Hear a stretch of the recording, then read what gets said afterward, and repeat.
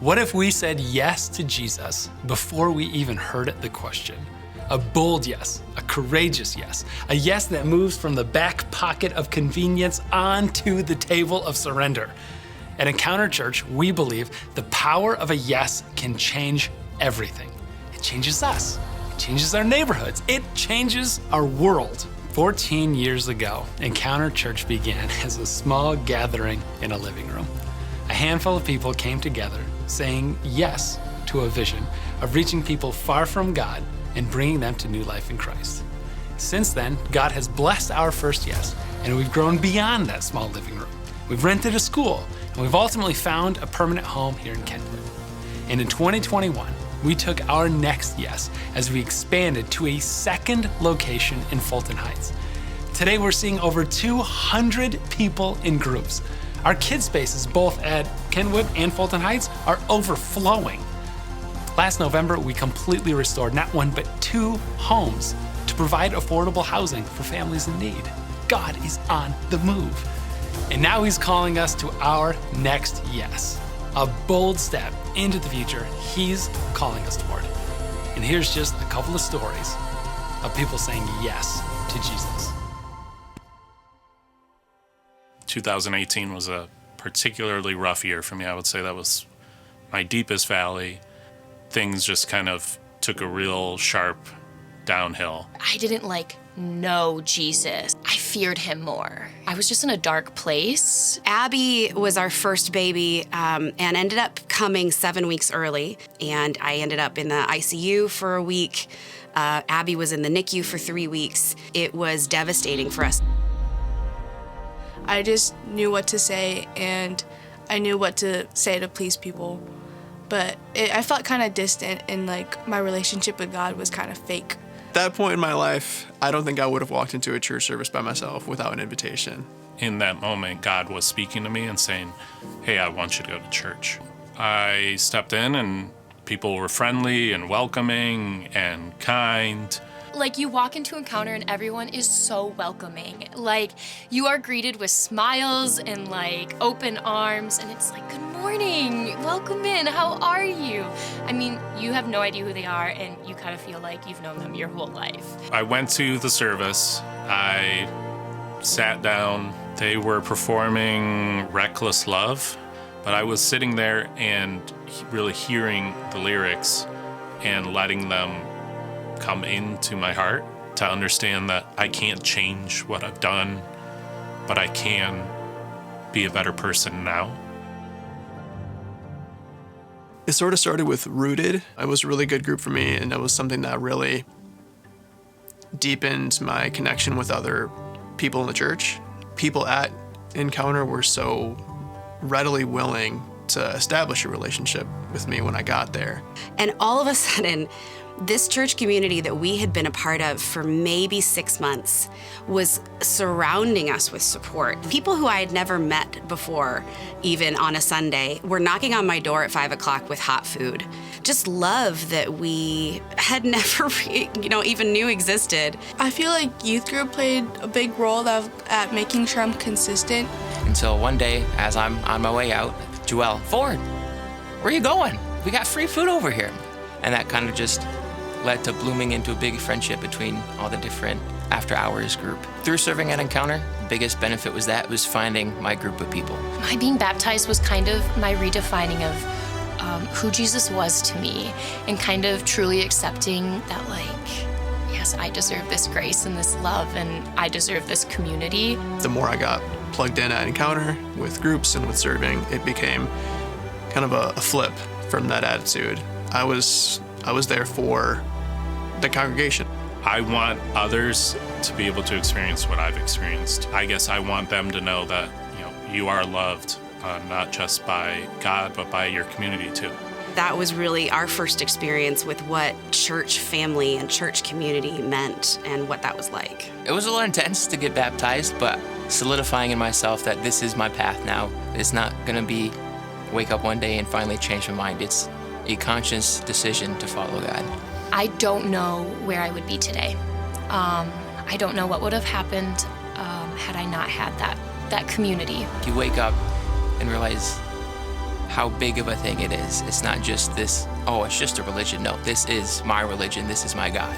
This relationship with Jesus is honestly the best thing about my life. I'm super thankful that the people in my life who helped me get to this place continued to do so and didn't give up. So going to church and feeling that grace of God let me understand that I may still screw up, I will still screw up, but God's grace will still be there every moment.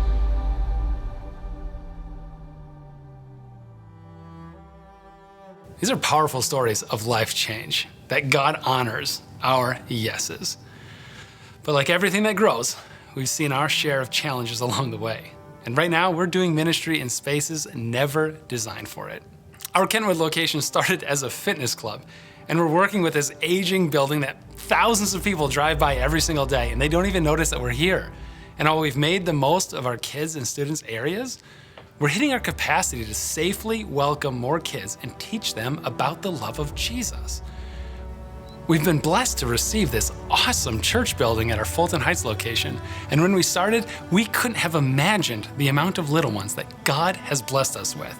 Our kids ministry is in the lower level, and it was never intended for such a huge kids ministry. But each week, we welcome kids into these spaces bursting at the seams. You guys, it's time. It's time to create spaces where every single guest, from the youngest to the oldest, can encounter Jesus in a safe, welcoming, and purpose-built environment. That's why our leadership team has prayerfully decided to launch a new season of transformation called the Next Yes Campaign. And this is a vision for each of us. Whether we're young adult, a growing family, or a grandparent, this is a vision that invites every single one of us to say yes to more than just words. We're saying yes with our whole lives. This is a chance to say yes to a church that feels like home, a place where you can bring your friends and grow in faith and find community that both inspires and challenges you. It's also a chance to say yes to making sure that Encounter Church has a safe, vibrant space designed with kids in mind. Finally, for many of us, this is a legacy yes. It's one that helps shape Encounter for generations to come. Your yes means investing in a future that will continue the faith and values you have spent a lifetime building.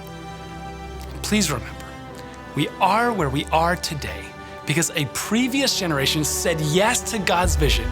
Their yes paved the way for us to encounter Jesus. And now it's our turn to do the same for the next generation by removing whatever barriers stand in the way. And so here's what's coming with our next yes. At Kentwood, we'll give the building a fresh face, transparent glass. We're gonna transform this location by removing the collapsing pool right behind me and replacing it with this outdoor courtyard, inviting our neighbors who drive by to finally stop in. We'll bring the youth room on level and create a kids wing with a centralized check-in for ages birth through elementary. Every child and student will have a place designed with them in mind. We'll create more rooms for connecting and doing life together. In the worship auditorium, we'll add sound and stage improvements so that every one of us can have a more impactful worship experience during our services. At Fulton Heights, we're dreaming of turning the entire lower level into this amazing purpose-built kids zone, complete with secure check-ins, updated bathrooms, and engaging spaces you will be proud to invite your friends, and where your kids can learn about Jesus in a fun and engaging way. And because we multiply locally and globally, we'll also be investing in ministry partners in Kathmandu, Nepal. While living in the US, Satya and Prasha Maharjan courageously said yes to Jesus, a call to start Encounter Nepal back in 2023. The church has since then grown, and they're now going multi-site with a new location in Kathmandu.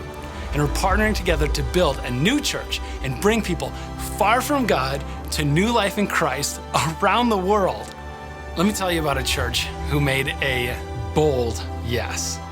A yes to this call of Jesus to transform everything about how they did in ministry. A yes to their neighbors. A yes to bringing people far from God to new life in Christ. That church is Encounter Fulton Heights. And I want to introduce you to a couple of people at the heart of that church who said yes to Jesus, and powerful things happened. I really felt like Mayfair Church. It was my family. They helped us raise our children. There was a lot of life and vibrancy, and yet from the day we joined, the numbers of people kept dwindling. And although we'd make little tweaks here and there, we'd do changes, our numbers continued to dwindle. And we were tired because we were running out of answers. We just surrendered our experience. We said, we believe that God is doing something good here, and we are going to enter in and figure it out together. And so even though Mayfair had a great history, I really want the church today to be relevant for the families today, for singles of today, for children of today. And so when this opportunity came to partner with Encounter, that first date brought hope.